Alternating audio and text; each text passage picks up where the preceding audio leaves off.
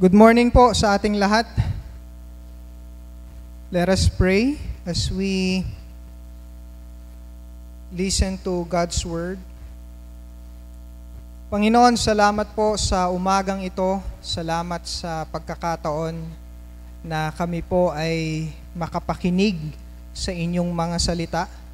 Dalangin ko, Panginoon, na kayo po ang siyang kumilos sa amin at mangusap sa amin.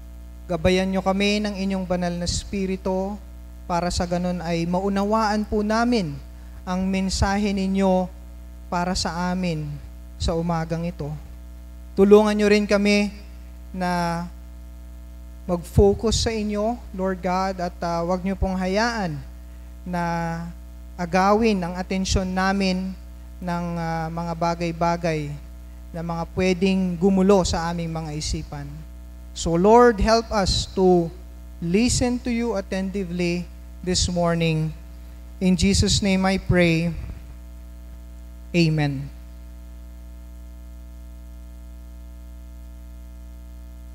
Punong-puno ng kaguluhan ang nangyayari sa Israel. Doon sa kanilang war with Gaza or with Hamas. At doon makikita natin na sa gerang ito maraming mga nasasaktan, maraming mga nahihirapan, marami ring mga gustong maghiganti, galit na galit. Dahil nga po pati yung mga inosente na damay.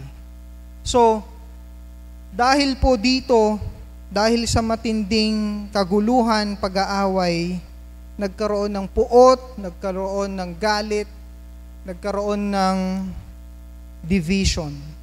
And similar to when you are in conflict with someone. Kapag merong kang kaaway, kahit sa inyong tahanan, kapag kaaway mo ang kapatid mo, kapag kaaway mo ang halimbawa lang, ang misis mo, kapag kaaway mo ang anak mo, hindi ka makakilos ng maayos. Binabantayan mo ang bawat kilos mo, dahan-dahan ka sa mga ginagawa mo, at sa mga desisyon na gusto mong gawin, talagang pinag-iisipan mo ng mabuti. Dahil nga, hindi maayos yung relasyon mo or may kaaway ka. Hindi maayos yung inyong sitwasyon sa inyong mga tahanan. And because of that, minsan, yung matagal na pag-aaway, nagkukos yan ng hurt, nagkukos yan ng division, nagkukos yan ng pagkakalayo sa isa't isa. At sa araw na ito, ang gagawin po natin ay pag-uusapan natin kung ano nga ba ang nagagawa nung tinatawag nating mga peacemakers. Ano nga ba yung naitutulong ng kanilang influence at ano nga ba yung impact na nagagawa nila sa ating community maging sa ating mga sitwasyon. So, una sa lahat, kung titignan natin ang Matthew 5:9, sabi rito, "Blessed are the peacemakers, for they will be called children of God." Now, kung babalikan natin yung context last time, di ba napag-usapan natin na this is all about those who follow Christ, yung mga sumusunod kay Kristo. Sila po yung nakakaranas ng persecution. Sila po yung nakakaranas ng paghihirap, ng trials. Kasi minsan iniisip natin na kapag na kay Kristo na tayo, hayahay na ang buhay. Madali na ang buhay, lahat nandyan na sa'yo. Pero you have to understand na dito sa mundong ito, may mga struggles pa rin. May mga taong hindi naniniwala kay Kristo na sila yung nagper-persecute. Sila yung nagbibigay ng problema doon sa mga sumusunod kay Christ, doon sa mga sumusunod kay Jesus Christ. So, Ang tanong, what does peacemaker mean in this context? Ano nga bang ibig sabihin nitong peacemaker? Una sa lahat, sabi rito, sa Greek, ang ibig sabihin po niyan, bravely declares God's term which makes someone whole. Sa madaling salita, ito ay pagpapatupad ng kagustuhan ng Panginoon. Pagpapatupad ng kanyang salita. Yun daw yung mga peacemaker. Sila yung sumusunod sa salita ng Diyos at sila yung nagpapatupad nun. Second, one who is at peace or who is reconciled with God. Ang peacemaker ay yung mga taong may relasyon sa Panginoon. Yung mga taong dating walang relasyon sa Panginoon, tapos nagkaroon na ng relationship with God. So, we call them na people who are at peace with God. No, wala silang pag-aaway, hindi nila kaaway ang Diyos. Okay? And then thirdly, one who brings peace by sharing the gospel. Ang peacemaker, sila yung nagbabahagi ng salita ng Diyos. Sila yung nagbabahagi ng good news to people so that people will also be peaceful para hindi sila magkokos ng trouble, hindi sila magkokos ng riot, hindi sila mang-aaway because of the gospel. And fourthly, pag sinabi nating peacemaker, one who lives out peace making as a way of life. Yung kanyang pamumuhay, hindi niya na kailangan pilitin ang kanyang sarili, talagang normal na lang sa kanya na siya ay mapayapa. Hindi siya yung nagkokos ng trouble. Hindi siya yung nagsisimula ng gulo. So, ganun po ang isang peacemaker. Sa madaling salita, kung isa-summarize natin ang isang peacemaker, siya po yung may relasyon kay Kristo. Siya yung hindi nagsisimula ng gulo. Siya yung nagpo-promote ng kapayapaan. Sabi nga po sa Romans 5:1, therefore, since we have been justified by faith, we have peace with God through our Lord Jesus Christ. So, dahil po kay Kristo Jesus, tayo po ay nagkaroon ngayon ng kapayapaan with God. Ibig sabihin, dahil kay Kristo Jesus, nagkaroon tayo ng relationship with God. Hindi natin siya kaaway. Kakampi niya tayo. And so, therefore, we are at peace with Him. So, ibig sabihin nito, si Jesus Christ ang siyang naging tagapamagitan. Or we call that in English, He became the mediator. Okay? Siya yung kumbaga nag-restore, siya yung nagbalik ng broken na relationship. Dahil kay Kristo, we are at peace now with God. Kaya nga po, tayo, now that we are at peace with God, ano yung role ngayon natin? Ano ngayon yung tungkulin ng isang peacemaker? So, una sa lahat, makikita natin yung ating unang matututunan sa umagang ito is that number one, a person who is at peace with God is a person who continues to display peace in all his or her relationships. Ang isang peacemaker po, mga kapatid, sa lahat ng kasalamuhan niya, sa lahat ng relationships niya, maayos siya. Whether yung kanyang relationship with God or with men. At gusto ko pong i-emphasize na ang isang peacemaker, yung kanyang relasyon sa Panginoon ay lumalago. Yung kanyang relasyon sa Panginoon ay continuous. So, ibig sabihin, continuous po yung kanyang peace with God. Di ba may mga instances, may mga panahon na parang we are not okay with the Lord? Kailan yung mga sitwasyon na yon? Nagre-rebelde tayo sa Panginoon kapag hindi niya tayo pinagbigyan.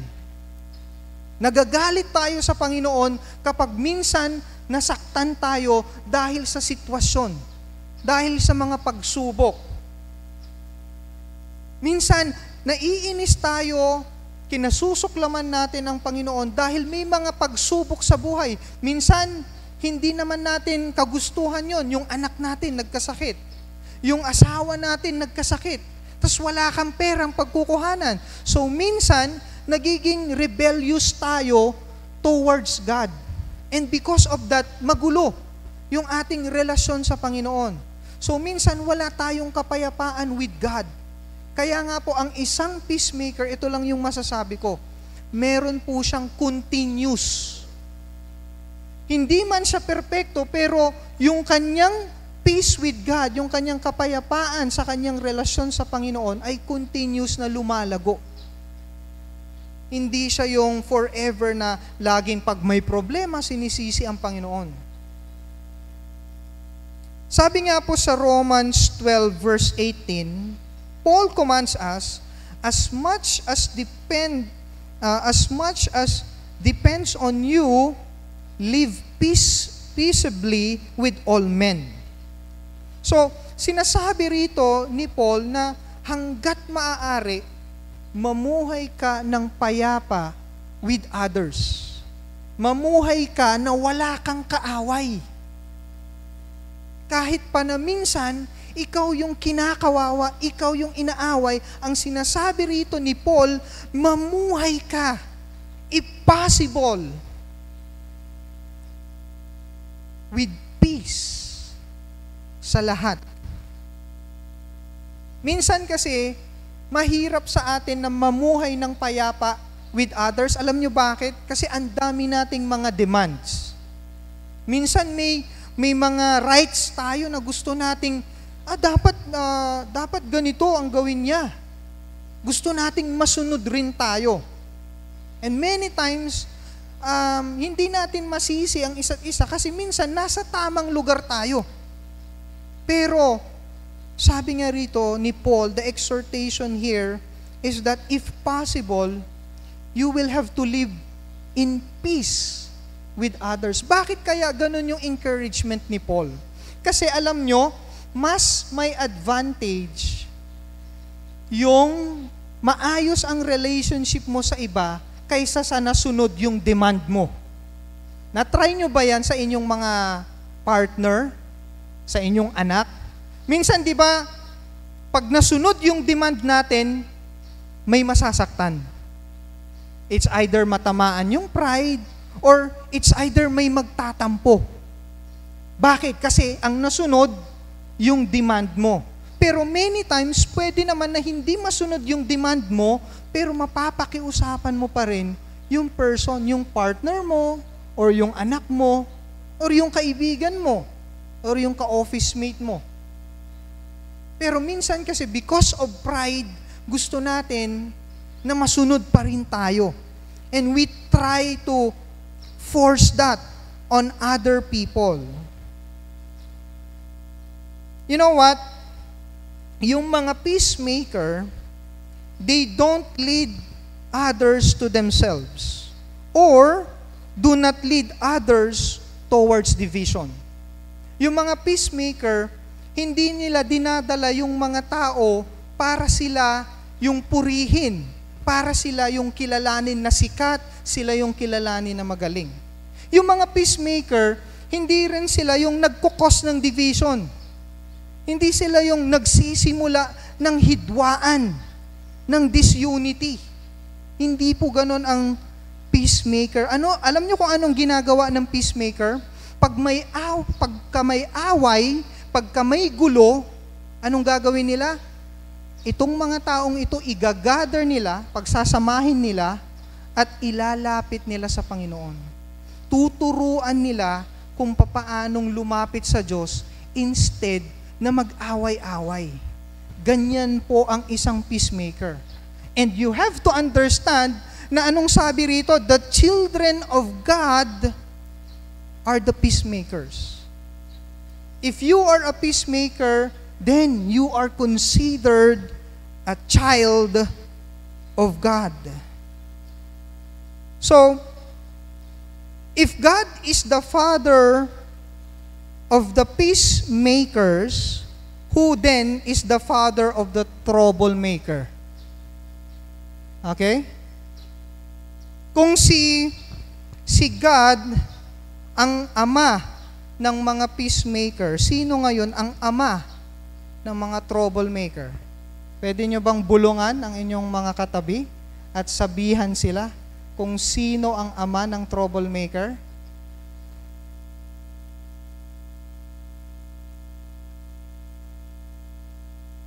And then another thing, ito pa, if the peacemaker is called the child of God, then what do you call the troublemaker? Child of what? Oh, alam nyo na ang sagot. Yung iba, nakasmile na. Ngayon, you raise your right hands and tap the shoulder of your seatmates. Yung walang mga seatmates, you tap yourself na lang and say this to yourselves, you are a child of God. Ayan. So remember, a child of God is someone who is a peacemaker. Hindi yan sila trouble makers. I don't know kung ano ang bansag sa inyong mga bahay, sa inyong mga tahanan. But I hope hindi kayo tinatawag na child of the enemy. Okay? Kundi the child of God. We have to understand na ang puso ng mga peacemaker, they will not say that I am for the Palestine. I am for the Palestinians. They will not say that I am for Israel. Hindi sila kakampi sa Palestinian, hindi sila kakampi sa mga Israelita. Rather, they will look beyond the differences of each other and the hurts and see what God can do to them. Ganun po ang peacemaker mag-isip. Hindi niya sasang-ayunan yung mga Israelita, hindi niya sasang-ayunan yung mga Palestinians. Ang nakikita ng mga peacemaker ay kung ano yung pwedeng magawa ng Panginoon sa mga buhay nila. Alam nyo, parehas na biktima po, both yung mga Israelites at saka yung mga Palestinians. Walang tama sa kanila kasi hindi nila alam kung ano yung dapat gawin, kung ano yung righteous, ano yung gusto ng Panginoon na mangyari. And that's why there is war. Pero kung kilala lang nila ang totoong Diyos, I'm sure walang kaguluhan. There will be peace. So mga kapatid, gusto kong i-emphasize na ang anak ng Diyos, siya po ay peacemaker. At ang anak ng Diyos, yung kanyang kapayapaan sa iba ay nag-grow. Hindi porket galit ka ngayon dun sa person na naka-hurt sa'yo, forever ka nang galit. Nag-grow pa rin yung love mo sa kanya. Natututo kang magpatawad. Natututo kang na mag-reach out sa taong iyon. So again, a person who is at peace with God is a person who continues to display peace in all his relationships. And second, a person of peace does not retaliate when they are persecuted. They seek to reach out to those who persecute them. Ang peacemaker, mga kapatid, itong mananampalataya na may kapayapaan sa iba, itong mananampalataya na ito, yung mga nagpa-persecute sa kanya, yung nagpapahirap sa kanya, hindi niya linalabanan. Alam niyo po kung anong ginagawa niya? He will try to reach out to them. Na kahit na nagkaroon sila ng pagtatalo, na kahit na yung taong yon pinapahirapan siya, gagawin niya pa rin ang lahat para makasundo yung nagpapahirap sa kanya. Ang isang peacemaker, gagawin niya ang lahat na yung masamang taong iyon na gumagawa ng hindi maganda sa kanya, alam niyo kung anong gagawin niya? Dadalhin niya yan sa simbahan para yung taong malokong yon ay makakilala sa Panginoon. Ngayon, siguro iniisip niyo, parang imposible namang gawin yan. It's true, imposible yan sa hindi mananampalataya. Para sa isang mananampalataya, posible po yan. Kaya yung mga kapatiran natin na nasaktan dahil sa isang leader, nasaktan sa loob ng simbahan. Kasi alam nyo minsan, ito yung masakit sa ating mga Kristiyano. Alam nyo kung ano yung masakit? Minsan yung nakakasakit sa atin, hindi yung tagalabas. Minsan, yung mga tagaloob pa ang nakakasakit sa atin. Pero let me tell you mga kapatid, na hindi dapat rason na aalis ka dahil nasaktan ka sa kapatiran mo dito sa loob. Alam nyo bakit? Kasi lahat tayo, hindi tayo perpekto. Binabago pa tayong lahat ng Panginoon. So ano ang karapatan mo na sasabihin na ang sama-sama naman niya? Di ba? Bakit? Wala tayong karapatan na sabihin yun kasi tayo, minsan ganun din tayo. Nakakasakit tayo na hindi natin napapansin or nalalaman. Pero alam nyo mga kapatid, ang isang peacemaker, instead na iisipin niya na, ay, alis na lang ako, lipat na lang ako sa ibang simbahan. Instead na yun ang gagawin niya, ang isang peacemaker, he will pray for that person. He will reach out to that person. You know, my wife is not perfect. Marami siyang mga weaknesses, kagaya ko, marami din akong mga kahinaan. But you know what? Kung ano yung gusto ko sa kanya, ang gusto ko kay Mrs. is that kahit na meron kayong pagtatalo, she will always try to reach out to you. Kasi naniniwala siya na yung pagtatalong yun, saglit lang yun. Ang pangmatagalan ay yung magkakasama kayo sa langit. Magkakasama kayo sa mga darating pa na gawain ng simbahan, gawain ng iglesia. Pero higit sa lahat, ang mahalaga sa kanya, napatawad siya ng Panginoon. So ano ang karapatan niya para magtanim ng galit sa iba? Alam ko mga kapatid, marami sa inyo nasaktan in one way or the other. Marami sa inyo siguro napaisip na alis na lang ako dito. Ganito naman yung mga Christians dito. Pero mga kapatid, ito yung encouragement ko sa inyo. Alam nyo si Christ, dinuraan siya, pinahirapan siya, pinersecute siya, pero hindi siya tumalikod sa kanyang misyon na iligtas ka.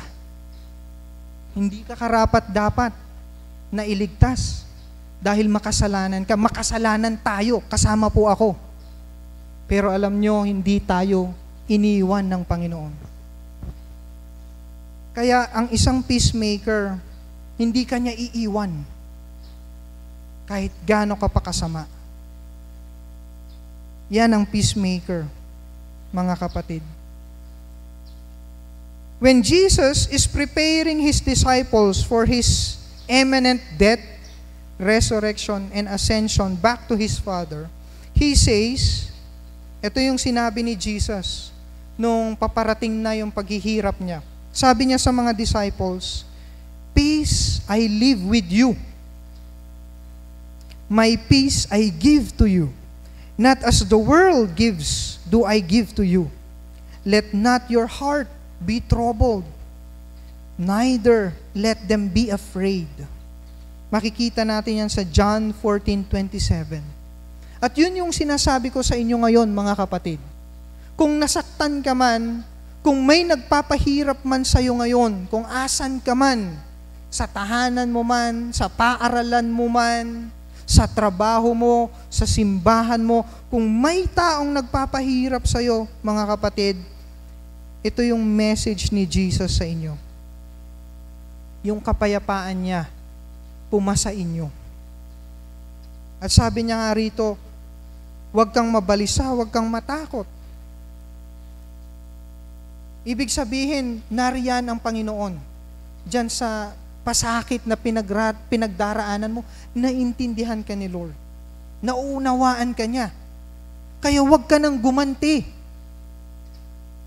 Yung nagpa-persecute sa'yo, instead na gantihan mo, you reach out to that person. Dalhin mo siya kay Kristo. Baka nalalayo na siya sa Panginoon, kaya ganun yung ugali niya.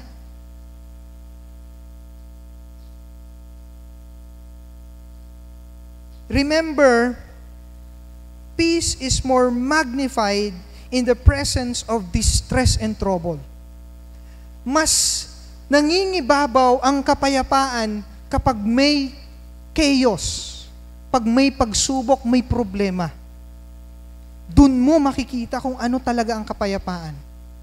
Isang halimbawa ng kapayapaan, yung peace, is when Jesus and the disciples, when they were in a storm, nung binabagyo sila sa karagatan.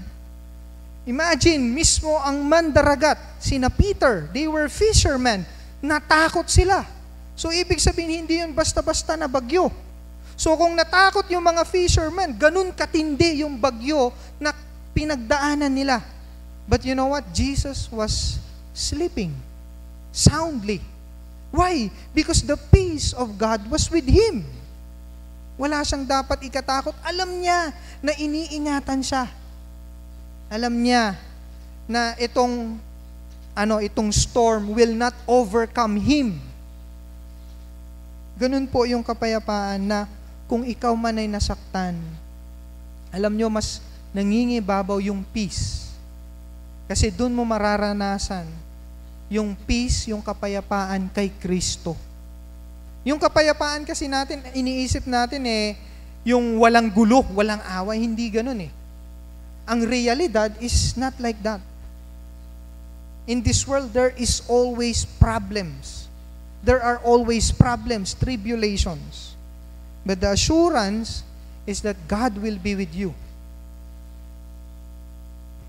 In Ephesians 4:1-3, I therefore, si Paul ang nagsasabi nito, I therefore, the prisoner of the Lord, beseech you to have a walk worthy of the calling with which you were called, with all lowliness and gentleness, with long-suffering, bearing with one another in love, endeavoring to keep the unity of the Spirit in the bond of peace. Imagine, Paul, na nasa prison, actually we really do not know kung ano yung naging senaryo nito, pero during this time, sabi ng ibang mga scholars, posible na he was in prison at that time. Pero alam mo, ang attitude ni Paul, na instead na kagalitan niya ang Panginoon, instead na magreklamo siya sa mga nangyayari, ito ang sinabi niya, in-encourage pa niya yung mga believers. Nasabi niya, magpatuloy kayo sa calling ninyo. Ano yung calling nila? Maging peacemaker. Magpatuloy kayo as a peacemaker. Sabi nga rin dito, with lowliness and gentleness, with long suffering. Bakit sinabi ni Paul, long suffering? Kasi minsan, yung pagtitiis mo sa kapwa mo, long suffering yun. Yung nagtitiis ka na kahit ganyan yung attitude niya, hindi mo pa rin siya iniiwan. Yun po yung long suffering. At nandoon, sinabi rin dito sa Ephesians 4:1-3, after long suffering, bearing with one another in love. Akayin ang isa't isa ng may pagmamahal, ng may pag-ibig. Napakaganda, di po ba?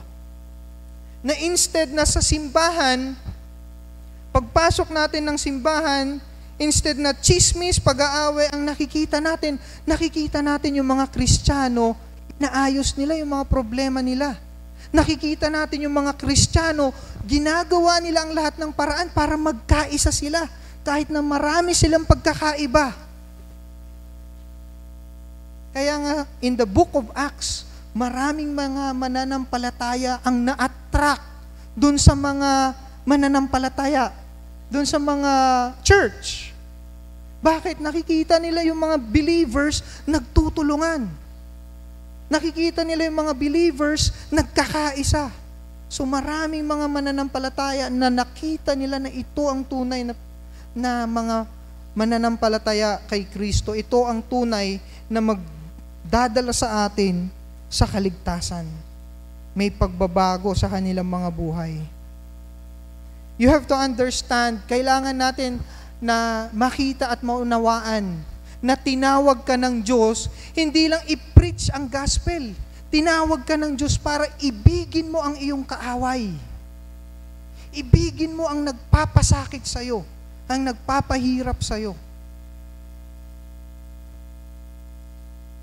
Alam nyo, pag nagawa nyo yan, kahit sa inyong tahanan, mamumuhay kayo ng may harmonious na relationship. Walang walang mga kaguluhan, walang mga pag-aaway. Kasi yung labanan dito, nag-uumpisa lagi sa tahanan. Kung magulo kayo sa tahanan, hindi mo kayang mahalin ang iyong kapamilya, ang iyong kapatid, ang iyong asawa, how much more yung iba? Although minsan, no? Vice versa. Minsan, ang mas nagpapahirap yung iba. Minsan, okay tayo sa pamilya natin. Pero, gaya ng sinabi ko, tinawag po tayo ng Panginoon to love our enemies. Kaya nga sabi ito ni Paul, I beseech you, brothers. Ipagpatuloy ninyo yung calling ninyo. Ano yung calling ninyo? Ang ibigin ninyo ang Diyos, una sa lahat, ibigin ang inyong kapwa. Ng kagaya ng pagmamahal ninyo sa inyong mga sarili. Pangatlo, at ang panghuli, a true peacemaker does not dwell on what he or she can get, but on what he or she can sacrifice to win a lost person for God. Ang isang peacemaker po, mga kapatid, hindi niya iniisip kung ano yung makukuha niya. Hindi niya iniisip kung ano yung benefit nun sa kanya. Halimbawa na lamang yung pag-aayusin niya yung nag-aaway. Hindi niya iniisip na, ay, pag-ayusin ko sila para malaman nila na ako yung mabait, ako yung sumusunod sa Panginoon. Hindi niya after yun eh. Talagang sa kanyang buhay, sa lahat ng kanyang ginagawa, lumalabas na lang yun ng kusa. Natural lang yun na lumalabas sa kanya. Ang peacemaker, hindi lang sa, alam nyo, nakatuon siya o nakafocus siya doon sa makukuha niya, doon sa benefit, kundi ang focus po niya, mga kapatid, ay kung ano yung pwede niyang mai-sacrifice. Handa siyang magsakripisyo para lang madala yung malokong tao sa Panginoon. Handa siyang magbuwis ng kanyang buhay. Alam nyo, mga kapatid, maalala ko yung kwento patungkol sa isang babae. Itong babaeng ito, nakapangasawa ng isang barumbado. Nakapangasawa ng isang maloko. So, yung kanyang husband, true story po ito, mga kapatid. Isa po itong testimony na napanood ko. Yung husband po, yung lalaki na sinasabi kong barumbado, dumating pa sa punto na sa sobrang kalokohan niya, dinadala niya yung kanyang kabit, yung kanyang chicks, sa kanilang tahanan. Isipin mo lang, kung ikaw yung misis nung lalaking yon, mananatili ka pa ba doon sa inyong tahanan? Kaya mo kayang patawarin yung iyong mister kung ganun siya? Naharap-harapan, pinapakita niya sa'yo. Siguro, sa isip-isip ng mister, hindi man to binanggit, pero siguro sa isip-isip niya, hinihintay na lang niya naiwan siya ng babae. Pero itong babaeng ito, alam ko, iba yung kwento niya sa kwento natin. Hindi natin pwedeng sabihin na, ay, masyado namang martir yun. Iba yung kwento ng buhay niya Ganun kumilos ang Panginoon sa kanya. Pero ito yung nangyari. Hindi niya iniwan yung kanyang mister. Alam niyo ang ginagawa ng misis? Pinapanalangin niya araw-araw ang kanyang mister. Iniiyak niya sa Panginoon araw-araw ang kanyang mister. Yung mga anak niya, sinasabihan na siya na iwan na natin ang ating ama. Iwan na natin si tatay. Pero siya, nanatili pa rin siya. Alam niyo ang nangyari? Miraculously, binago ng Panginoon ang lalaking ito. Yung lalaking yon, nung binago siya ng Panginoon, talagang umiyak siya sa kanyang misis. Sinabi niya na patawarin mo ako. Nagpasalamat siya na tinanggap pa rin siya. Alam niyo itong lalaking ito, kasama na ng misis, ng babae, na nagkwento ng testimony na ito sa simbahan. At silang dalawa, together ng kanyang family, naglilingkod ngayon sa Panginoon.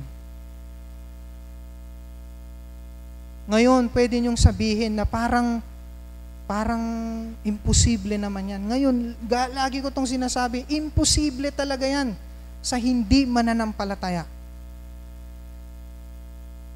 Pero posible po yan sa isang mananampalataya.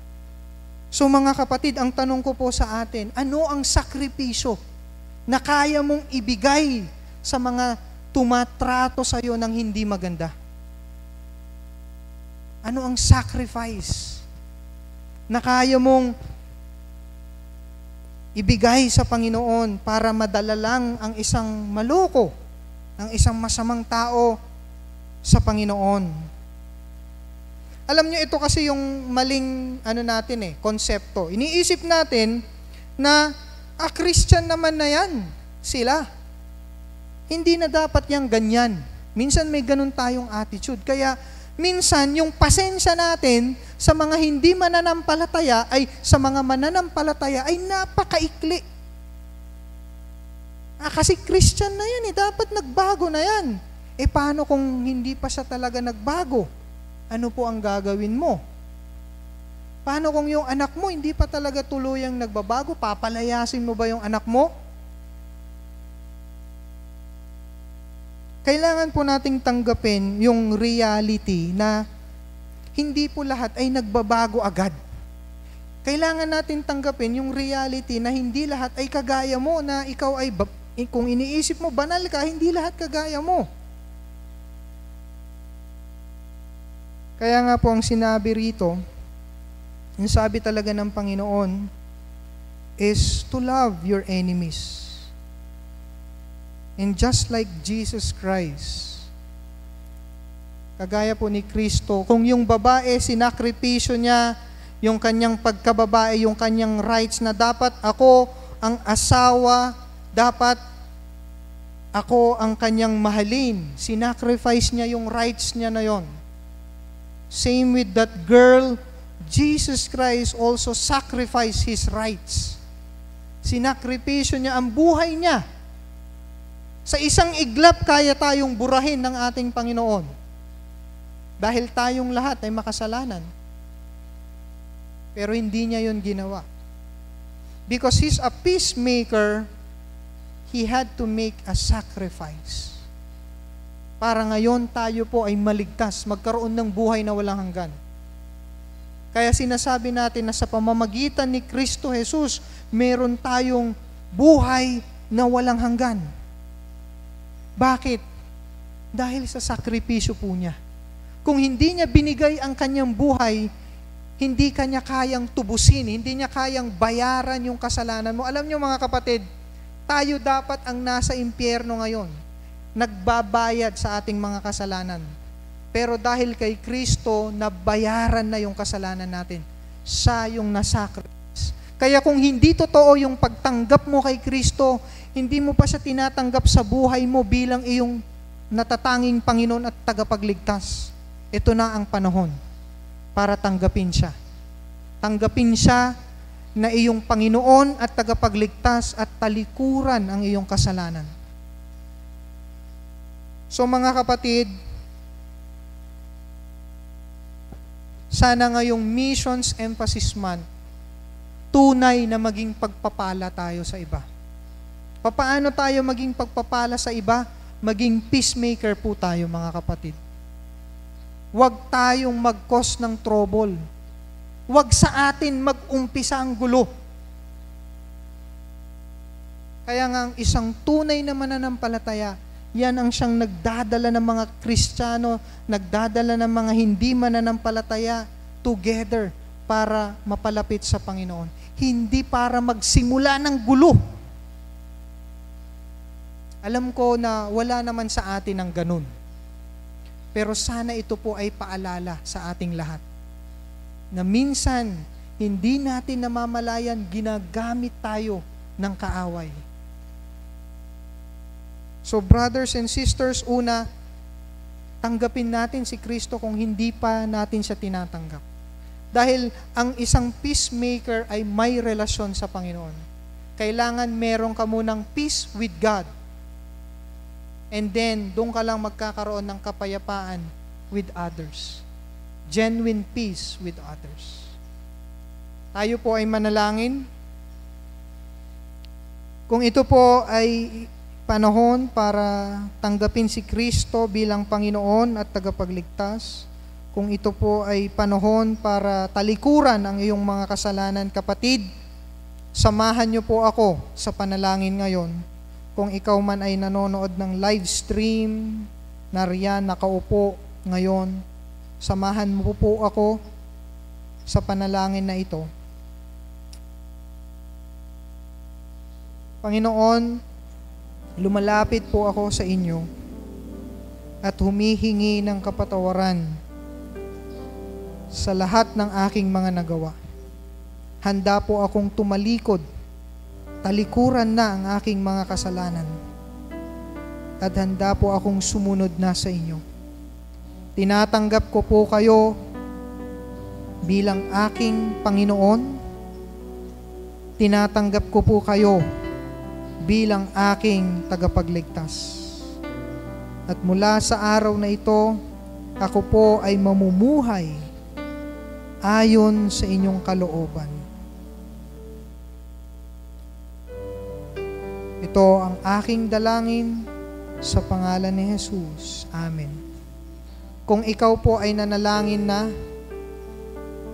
ng pagtanggap kay Kristo, this time let me pray for us. Dahil alam ko marami sa atin na nasaktan. Marami sa atin dito, one way or another, nasaktan from their parents, from their uncle, from their brothers, sisters, from their churchmate. Marami siguro sa atin nasaktan from their co-worker.